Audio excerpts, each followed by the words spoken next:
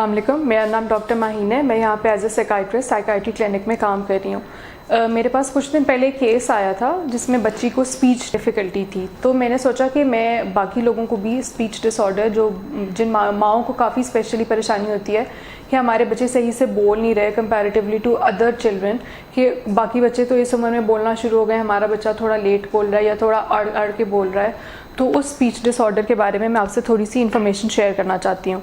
उसमें ये होता है कि कुछ बच्चे थोड़ी सी डिलेड स्पीच में आते हैं, ठीक है, वो नॉर्मली उसी के अंदर आता है, नॉर्मल स्टेजेस के अंदर आता है। लेकिन कुछ बच्चे होते हैं जो वर्ड्स को प्रोलॉन्ग कर देंगे, वर्ड्स को अड़ के बात करेंगे, रे जैसे है वो नहीं बोल सकते, लाम जैसा लफ्ज़ नहीं बोल सकते, बाज़ दफ़ा उनकी स्पीच क्लैरिटी नहीं होती है इतनी ज़्यादा। तो ये सारी चीज़ें जो हैं वो लिंक्ड अप होती हैं।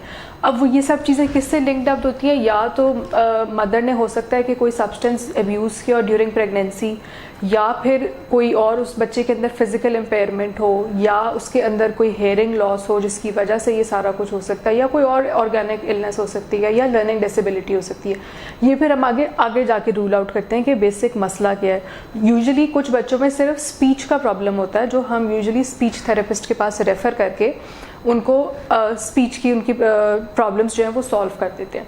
अब इन बच्चे जो नॉर्मल इनकी एज के बच्चे होते हैं, 5-7 ईयर्स तक जाते हैं, वो नॉर्मली फ्रेंड सर्कल भी बना लेते हैं, वो पेरेंट्स के साथ इन्वॉल्व होते हैं, वो अपनी इंडिपेंडेंट लाइफ गुजारना शुरू कर देते हैं। जो वो इंडिपेंडेंटली कर सकते हैं यूजुअली वो करते हैं।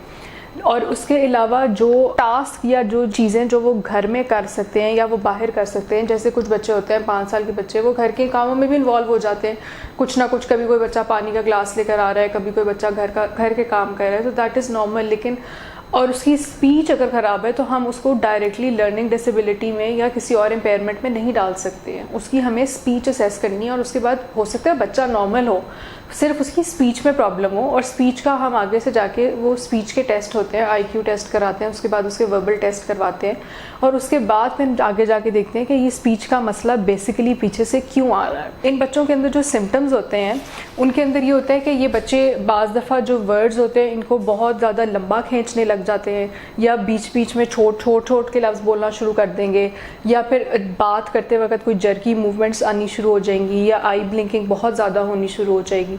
अब इनको ये वाली जो सिम्टम्स आते हैं ना, जब तब पेरेंट्स परेशान होते हैं कि हमारा बच्चा बात करते हुए इस तरह से बात कर रहा है, अड़ के बात कर रहा है, ये सब कुछ कर रहा है, तब वो परेशान होकर फिर साइकाइट्रिस्ट के पास आते हैं।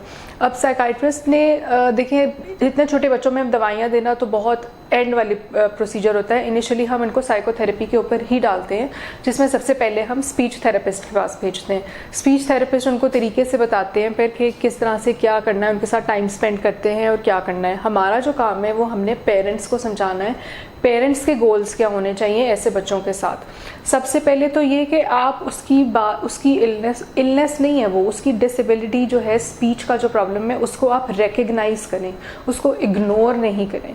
आप समझें कि आपको पता होना चाहिए कि मेरे बेटी के या मेरे बेटे के अंदर ये स्पीच का प्रॉब्लम है। छुपाएं नहीं लोगों से कि ये बच्ची मेरी। पास पेरेंट्स होते हैं वो छुपा के रखते हैं, बच्चों को बाहर नहीं निकालते कि किसी को पता नहीं चल जाए कि मेरे बच्ची के अंदर स्पीच का प्रॉब्लम है। छुपाने से और ना बताने से बेहतर है कि आप साइकाइट्रिस्ट के पास आएँ, आप स्पीच थेरेपिस्ट के पास जाएँ, वो आपको ज़्यादा बेहतर तरीके से गाइड कर सकते हैं। दूसरी चीज़ ये कि आप अपने बच्ची से बात करें, हर चीज़ के बारे में बात करें, फैमिली डायनामिक्स के बारे में बात करें, उसके स्कूल के बारे में बात करें कि स्कूल में आज क्या हुआ, और कोशिश करें कि वो बोले पहले फिर आप बोलें, और जो अगर कहीं वो अड़ती है तो उसको पहले बोलने दिया करें, उसके बाद आप उसकी करेक्शन करें, ठीक है। इसी तरह आप स्कूल टीचर्स को भी थोड़ा बहुत एजुकेट कर दें। ऑब्वियसली स्कूल टीचर्स पेरेंट्स से ज़्यादा बेहतर तरीके से बच्चों को डील करते हैं, क्योंकि उस बच्चे ज़्यादा टाइम स्कूल में गुजारते हैं, घर में आके तो वो खेल कूद में रहेंगे, उधर उधर रहेंगे, मदर के साथ इतना टाइम नहीं स्पेंड होता अनलेस के मदर भी होमवर्क ही करवाने के लिए बैठे।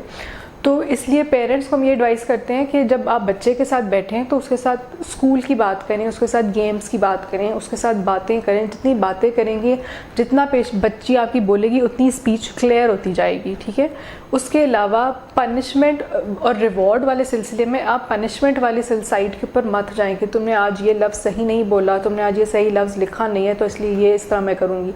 इस साइड के ऊपर ना जाएं, इस तरह बच्चा और ख़राब हो जाता है। तो आप उसको रिवॉर्ड की तरफ लेकर आए। अगर आपने कोई चीज़ उसको एक दिन में सिखाई है, कोई स्पीच का कोई एक वर्ड उसका सही किया है, अगले 2-4 दिन वो लेगा ठीक करने में, और जब वो ठीक करेगा तो आप उसको रिवॉर्ड दें। इससे वो उसके लिए और ज़्यादा उस बायस बनेगा कि हाँ मैंने ये सही काम किया है, मेरी स्पीच सही हुई है, मैं और ट्राई करूँगी, मैं और एफर्ट करूँगी, जिसके बाद मेरे पेरेंट्स भी खुश होंगे और मेरी अपनी स्पीच भी बेहतर होगी।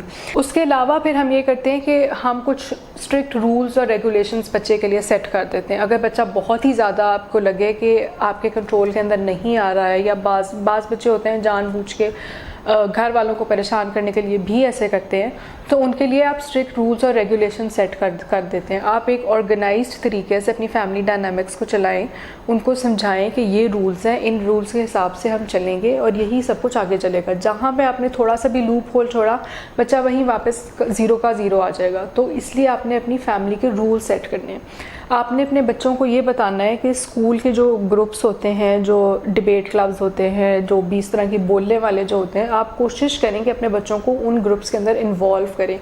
उसका फ़ायदा ये है कि बच्चे को बोलना, जितना ज़्यादा वो बोलेगा उतना ज़्यादा उसकी स्पीच की क्लैरिटी होनी शुरू हो जाएगी, उसको और लफ्ज़ समझ आने शुरू हो जाएंगे कि किस लफ्ज़ को कैसे प्रोनाउंस करना है, किस लफ्ज़ को किस तरीके से बोलना है। और सबसे आखिरी बात ये है कि आप कभी भी अपने बच्चे को डिस्करेज नहीं करें किसी भी मामले में। अगर वो कुछ गलत भी बोल रहा है, देखें that is the part of the illness, that is the part कि वो उस बच्चे के अंदर थोड़ा सा डिफ़ॉल्ट है।